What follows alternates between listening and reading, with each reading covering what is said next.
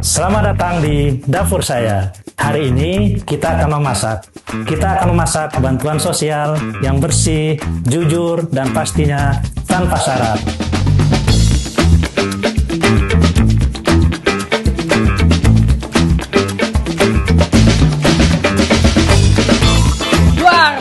Kalau misalnya ini buat langsung dilancar gimana? Buat bumbu tambahan deh.